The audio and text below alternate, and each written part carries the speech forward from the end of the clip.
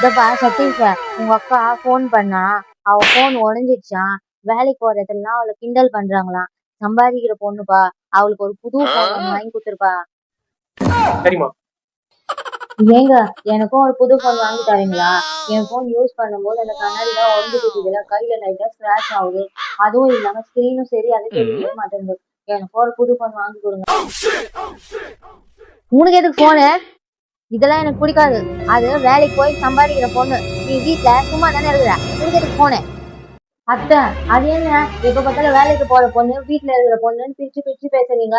வேலைக்கு போற பொண்ணோட வீட்டுல இருக்கிற பொண்ணுங்களுக்கு தான் கஷ்டம் அதிகமே, தெரியுமா? தெரிஞ்சுக்கிட்டு போற பொண்ணுங்களுக்காவது அவங்களுக்குன்னு ஒரு ஆதரவு வசதி எல்லாமே இருக்கும், பைனான்சியல் இண்டிபெண்டன்ட் இருக்கும். ஆனா வீட்டுல இருக்கிற பொண்ணுங்க வீட்டு வேலையும் பார்க்கணும், எல்லாரோட தேவையும் ஃபுல்ஃபில் பண்ணணும். அதுவும் இல்லாம ஒரு பைக்கு கூட யாருக்கிட்டனா போய் நிக்கணும். புரியுதா உங்களுக்கு? இவ்வளவு செஞ்சும் அவங்க பைனான்சியலா இண்டிபெண்டன்ட் இல்ல. ஆனா இது எல்லாமே யாருக்காக அவங்க செய்யறாங்க? குடும்பத்துக்காக செய்யறாங்க, பசங்களுக்காக செய்யறாங்க, ஹஸ்பண்டுக்காக செய்யறாங்க. அப்ப கூட அவங்களோட தியாகம் யாருக்குமே புரியவே மாட்டேங்குது.